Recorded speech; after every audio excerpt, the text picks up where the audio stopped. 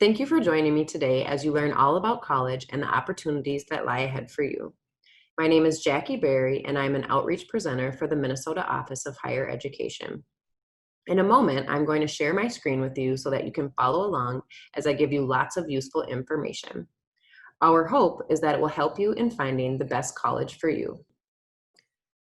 This is a chart that shows the cost of yearly tuition in Minnesota for the 2019-2020 school year. I'm going to give you a moment to review it.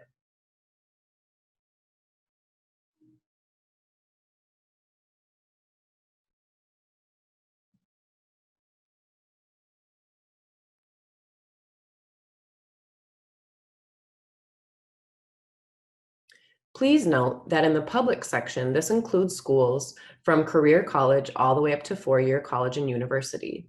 That is why this may seem a little bit low and this may seem really high.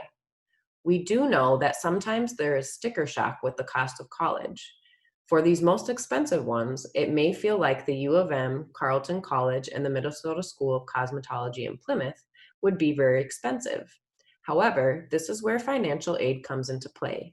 Oftentimes, the cost that a student needs to bring out of pocket to attend college is drastically different.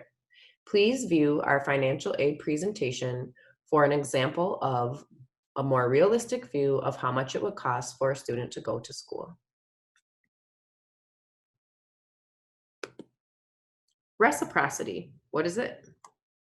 Tuition reciprocity is an agreement made between states that allows a non-resident student to attend college at the same rate tuition amount as a resident student. Minnesota shares a reciprocity agreements with Wisconsin, North Dakota, South Dakota, the Canadian province of Manitoba, and we have a limited agreement with the Iowa Lakes Community College in northern Iowa.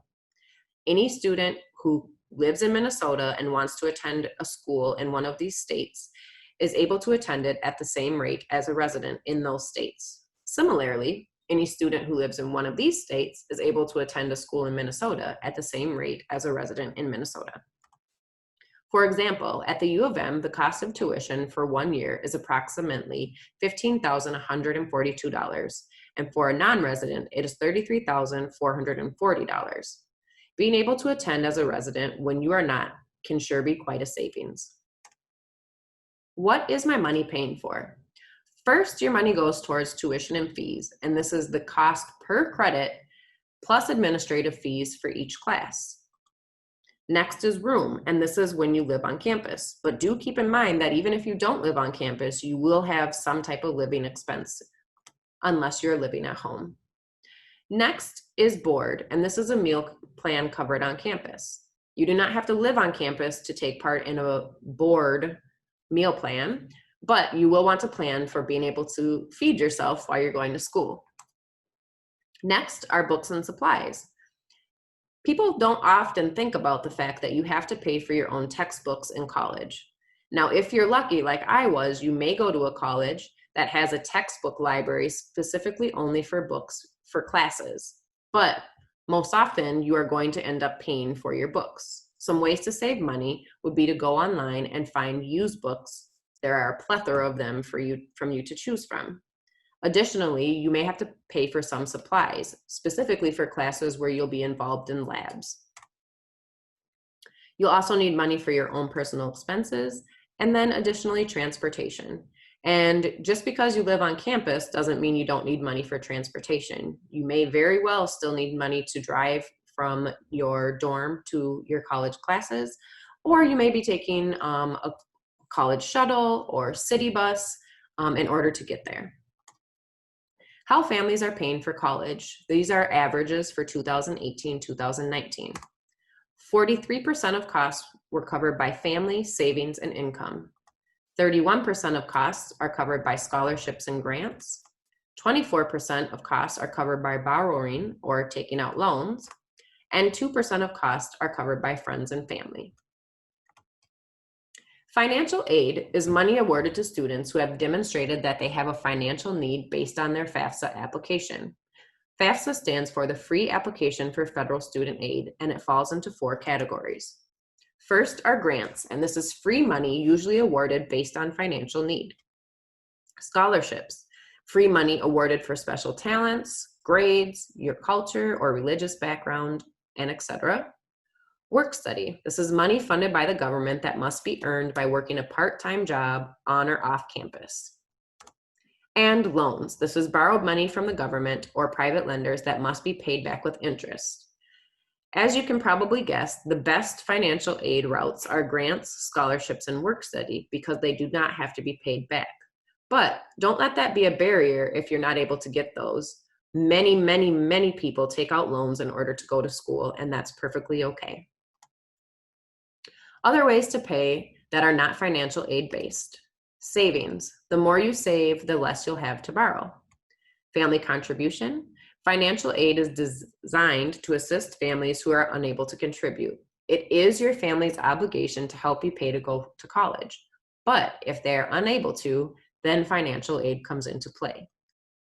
Dual credit. These are programs where a high school student can earn free college credits while they are still in high school, and we will be talking about those later on in the presentation.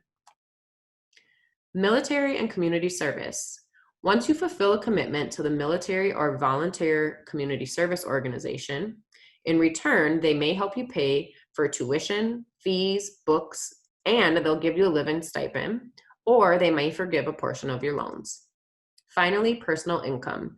Of course, you can work while you're in school and pay for part of your costs. Unfortunately, financial aid is only for students who are documented.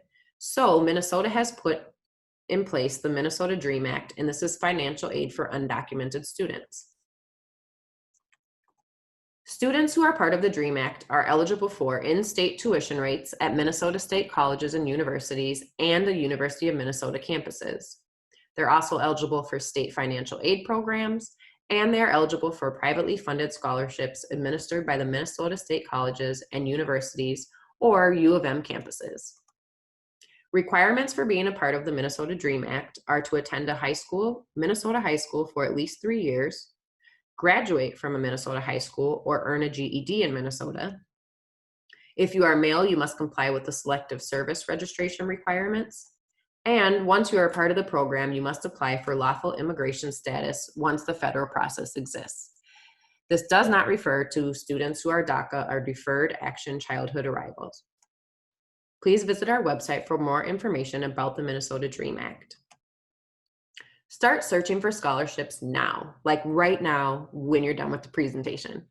Continue to search for scholarships online through various search engines such as finaid.org/scholarships, the Office of Higher Ed website, College Greenlight website, or goldendoorscholars.org if you are an undocumented student.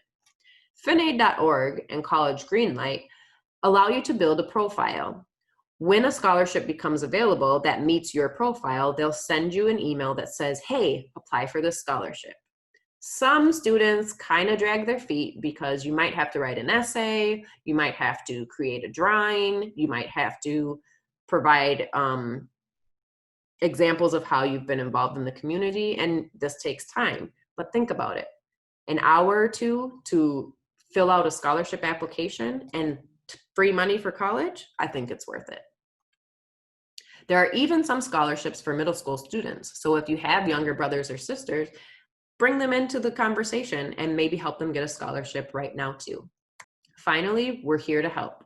So you can visit our website and find more information on reciprocity, tax benefits, tuition and fees for the 5-state area, a financial aid estimator, preparing, selecting, and paying for publications, and you can call us at the phone number listed or at our website.